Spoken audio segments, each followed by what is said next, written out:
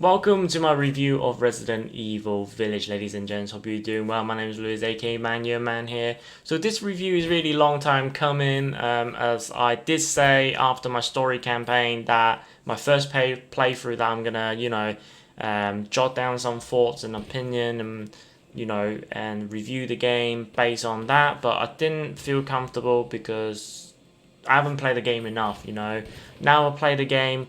For 49 hours, I play the game. That's my play time on the PlayStation 5 currently. I got the Platinum Trophy. I've done all of the Mercenary Mode. So I'm happy. Yeah, I'm happy. I'm in the good position to kind of review this game as a whole. So some disclaimer here though, I have only played the PlayStation 5 versions. There were some issue with the PC in terms of performance, but Capcom finally went and adjusted it and that's playing well now. And also the PlayStation 4 version, I didn't hear too much problem with that. So yeah, so let's go right ahead and share my thoughts, my opinion, and my review on Resident Evil Village.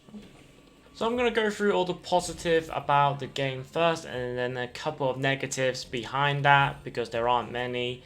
So for the graphics and performance of this game, because I kind of already touched upon, the game runs at dynamic 4K resolution on the PlayStation 5. There are two modes, ray tracing and non-ray tracing mode. Ray tracing basically brings in more accurate lighting, shadows, and reflection. So yeah, it looks more natural, it looks more pleasing to the eye, so aesthetically it looks better.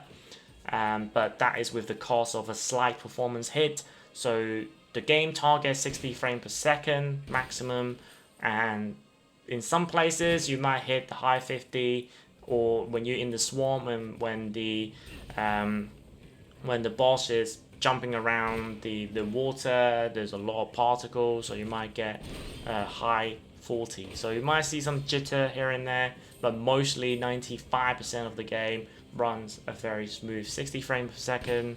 Non-ray tracing mode, just run constant 60. And the bottom line is, doesn't matter what mode you run, depending on what you prefer, constant 60 or a little bit tiny jittery, but I would pick the ray tracing mode because the game looks absolutely fantastic, and that's just my positiveness about the game. The game looks great, the settings looks great, I like the gothic theme about the game, the vampires, the werewolf. Oh man, it's really good. I love it, absolutely love the settings and the graphic of this game. So now I'll move on to the gameplay element of the game. So Resident Evil Village, return to the first person view gameplay, very similar to Resident Evil 7. And after the roaring success of Resident Evil 7, and also I kind of like the first person view as well, I welcome the change, the stick to the guns kind of first person view, because they created a very mysterious character with Ethan Winters. So I think it's also very fitting to stay on that first person camera view to be a little bit more immersive to the game world. The game is so fantastically set up, it looks so beautiful, like I said. So first person, you can see it, you can experience it like you are actually in the game. So all the other gameplay elements, like the guns, they sound great, they felt great, they hit great on the Lycans, and there are a lot of other kind of role-playing element that I will talk about later on.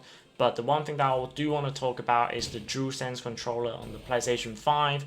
So whatever happened, the haptic feedback will kind of rumble in different places, so you can really feel it on your hands. So also the adaptive trigger. The adaptive trigger, it puts this kind of force feedback on the trigger, and when you're firing a sniper rifle, you can really feel it.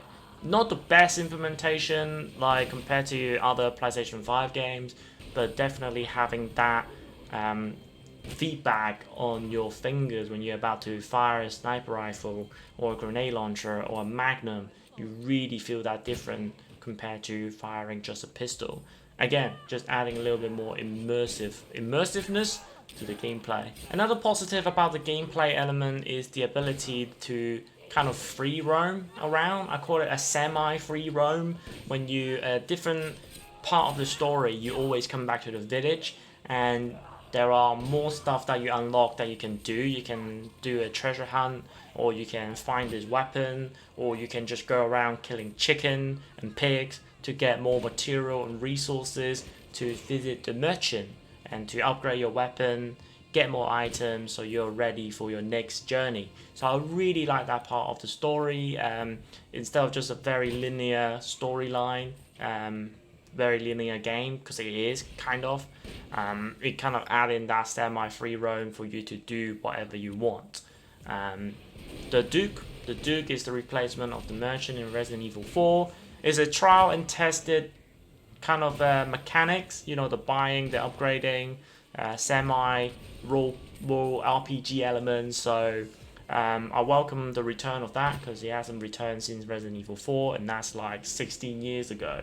So I'm really happy to see the Duke is actually a cool guy, and I think the story of the Duke is mysterious as well.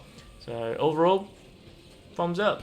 Right, as I talk about the gameplay being very fun to play, and you know, it's very solid, very smooth, very immersive. The game looks great, right? So there needs to be something extra to kind of enhance the experience of Resident Evil Village, and there is a mode called the Mercenary Mode for Resident Evil Village. So this mode returned after last seen in Resident Evil 6, and that is back on the 2012. So we haven't seen it in a while, and the game actually plays more like the raid mode from the Resident Evil Revelation franchise, the series, whatever you want to call it, the spin-off. And this is okay, actually. You know, at the start I didn't like the Mercenary, but the more I play it, the more that I realize it's very challenging, and it emphasized the gunplay element of the game, of the main story, and also it brings in the merchant mechanic as well into the Mercenary Mode to make it more fun. And there are different ways to complete a map, and there are enough maps, you know, 4 basic difficulty maps, and then there are 4 hardcore maps. So I think it's enough. I hope that they bring in more DLC map, but I don't know how they're gonna do it. So yeah, I mean, at the end of the day, the Mercenary Mode, I'm happy this mini game mode is back, and you can definitely pump in multiple hours, many hours into the game for sure. So something extra about Resident Evil Village is the ability to buy like weapons and buy artwork, buy items, buy a lot of other stuff as well for the main game. So this is called a bonus shop or bonus mode or whatever it is called, and you basically achieve and complete the achievement on the records to get more points. So the more points, the more achievement that you have completed, the more points you'll get, and you use those points to buy bonuses to enhance your experience for the story campaign. You can buy a lightsaber, but you have to first unlock it in the Mercenary. You can unlock different things for that bonus shop, and then you can buy them, like Chris's pistol. Ethan can use it at the start if you bought it in bonus mode, and so on and so forth, and also infinite ammo as well, you know, so infinite magnum. That's how I got through the hardcore mode. So, you know, bit cheeky, but ayo, it is what it is. Okay, so I mentioned about the graphics, the performance, you know, the gameplay, the features, the extra stuff about the game, but the main thing about the game is the story, right? You know, this is a single player story game, and it is, I like it. You know, I like the story. I think Ethan Winters is a badass, and you know, I'm very interested to see where the story, the Winters family story, or where this trilogy is gonna go. You know, it's gonna focus on Rosemary, or is it gonna focus on different thing? So Capcom has pretty much said that, you know, this is gonna be a trilogy, so we will see the Winters family once more, I hope. And what about the mold? You know, Evelyn, what's her involvement? What's the involvement of Umbrella, BSAA? So I'm really glad as well at the end we get to control Chris, because otherwise he had a very small part in Ethan's story in the village, roaming around the castle and whatnot. So yeah, I'm really happy to see him actually play a role at the end. We actually get to control him. So maybe next time he will be, next game, Resident Evil 9, he will be the main protagonist. You know, my fingers are crossed, because that would be badass. And yeah, I welcome that. But either way, I'm not going to talk too much about the story, because I don't want any spoiler, because the game is still quite fresh. But yeah, I like the story. There's a lot of loopholes and, you know, some confusion, something that you just kind of like, but overall, it's very good. I enjoyed it. I enjoyed everything about this Resident Evil Village story.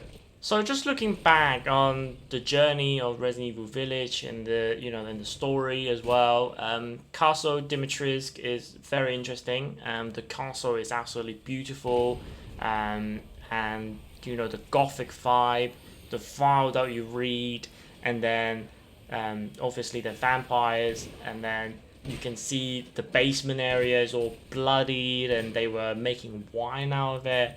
It's just overall creepy. And it's the first area in the game as well, so you have minimal ammo, you have a very weak pistol.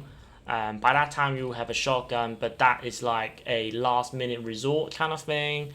So yeah, so the whole setting, the whole beginning section is done really well. Like, I really like it, and unfortunately, Castle Dimitrescu and also Lady Dimitrescu didn't really have that big of a role. It was only the starter of Resident Evil Village, but unfortunately the starter kind of made the main and the ending a little bit unsatisfying. But either way, this is still a positive thought of me. It definitely had a very good follow-up, because after Castle Dimitrescu, you go to House Benevento. So House Benevento, you kind of go into House Benevento, and in this dollhouse, you got mind trick into losing your weapon and whatever it is, and you have no weapon. You have to go in, and there's an examination room, the surgery room, and in front of you is like a doll, wooden doll, Mia kind of thing, and you need to find this and that to solve the puzzle. And then it was dark, and then it's creepy, the atmosphere, the things that you can hear, the things you can see or can't see. House Benevento is definitely my favorite area of Resident Evil Village, because that was horror. My heart was pumping when I was going through that for the first time, and obviously seeing that thing at the end just got me like, oh my god, kind of thing. But definitely horror vibe to the max in House Benevento. And then we kind of move on to more action orientated, when you go into the dent, when you go into the factory to look for Heisenberg, and then also Chris's section of the game turn into more action orientated. I think it's much needed, because a lot of people complain about it, but I think it's much needed to speed up the pace and also utilize the merchant mechanic to its fullest, right? Because why would you bother upgrading a gun if all you're going to see is one or two enemies, right?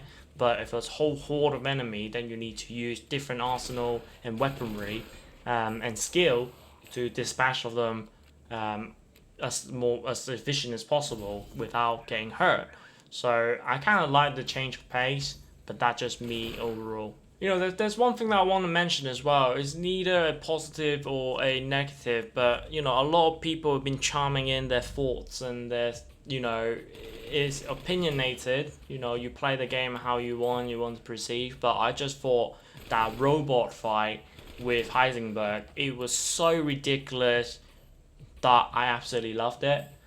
It's beautiful, man. That is the core of Resident Evil silliness about the whole franchise. You know, the franchise has always been, you know, not realistic, always been silly, always do this and do that, you know, and I love that part of the game. I really do, and I'm just like, I remember my first playing through it, and I'm just laughing my head off, and I'm having so much fun fighting Heisenberg in like a little tank thing that Chris built in the garage.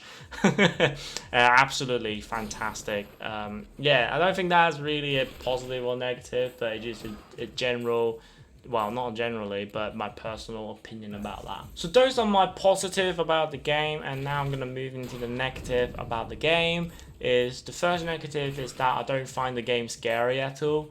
I was hoping for some survival horror vibe, or at least horror vibe, similar to Resident Evil 7, where there's a minimal amount of enemy, and when you're in the baker's house, you get scared, and it's really freaky. You know, you're running away from Jack. There was none of those horror element, unfortunately, that I found in Resident Evil 8 or Resident Evil Village.